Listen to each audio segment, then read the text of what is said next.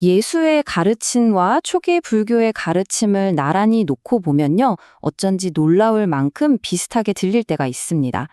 이 놀라운 공통점 때문에 혹시 이 둘 사이에 우리가 모르는 어떤 연결고리가 있었던 건 아닐까 하는 아주 흥미로운 역사적 질문이 생겨나죠.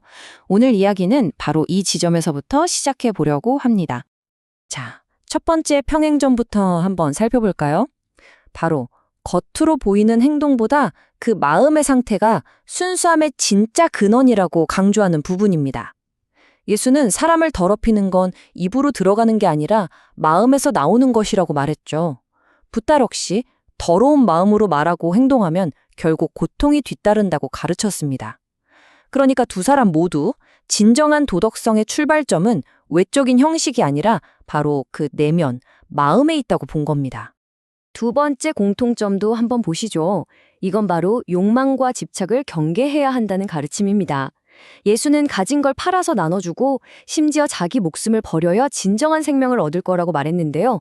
이건 당시의 가치관을 완전히 뒤엎는 정말 파격적인 이야기였죠. 불교에서도 집착이야말로 모든 고통의 원인이다. 그리고 그걸 놓아버려야만 진정한 자유를 얻는다고 가르칩니다. 보세요. 소유나 나라는 자아에 대한 집착을 문제의 핵심으로 본다는 점에서 그 구조가 굉장히 닮아 있습니다. 그리고 세 번째는요, 아마 가장 극적인 유사점이 아닐까 싶은데 바로 비폭력의 윤리입니다. 예수는 악한 자에게 맞서지 말고 누가 오른뺨을 때리면 왼뺨까지 돌려대라고 가르쳤잖아요. 붓다도 마찬가지입니다. 원한은 원한으로 절대 해결되지 않고 오직 미워하지 않는 마음, 즉 자비로서만 풀 수 있다고 단언했죠. 두 사람 모두 폭력이 폭력을 낳는 그 악순환의 고리를 끊기 위해서 용서와 연민이라는 아주 혁신적인 방법을 제시했던 겁니다. 자, 이렇게까지 비슷하다 보니까 자연스럽게 이런 의문이 들 수밖에 없죠. 혹시 둘 사이에 어떤 직접적인 영향이 있었던 건 아닐까요? 네, 바로 이 질문이 오늘 우리가 파헤쳐 볼 핵심입니다. 역사적으로 봤을 때 예수의 세계와 붓다의 사상이 직접 만나는 게 과연 가능했던 일일까요?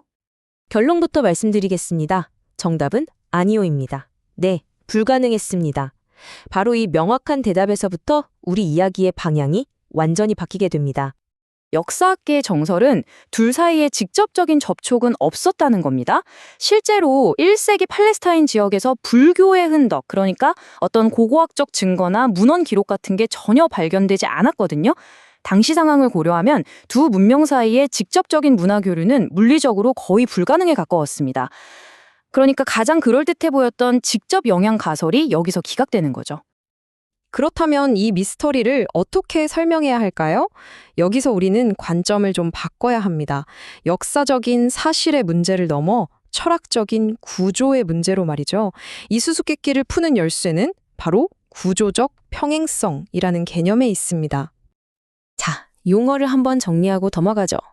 직접 영향이라는 건 말 그대로 A라는 사상이 B에게 역사적으로 전달돼서 뚜렷한 흔적을 남기는 걸 말합니다. 인과관계가 명확한 거죠. 반면에 구조적 평행성은 다릅니다.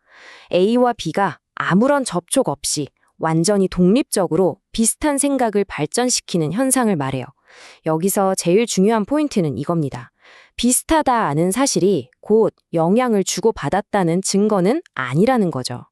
자, 그렇다면 이제부터는 이 평행성이 왜 나타났는지 그 근본적인 원인을 한번 파헤쳐 보겠습니다.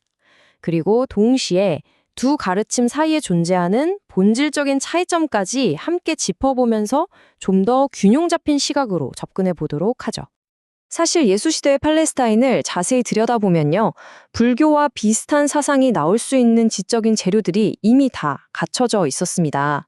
예를 들어 세상의 종말을 예고하면서 급진적인 윤리를 요구했던 유대 묵시 사상, 내면의 순수함에 집중했던 헬레니즘 철학, 그리고 내면에서 벌어지는 선과 악의 투쟁을 다룬 페르시아 이원론 같은 것들이죠. 여기에 로마의 압제라는 시대적 상황이 더해지면서 비폭력 저항이라는 아이디어가 싹틀 수 있는 토양이 마련됐던 겁니다. 다시 말해 핵심은 이겁니다.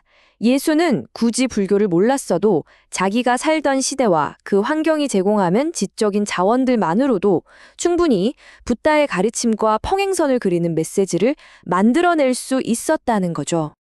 이 평행성의 더 깊은 차원의 이유는 사실 여기에 있습니다.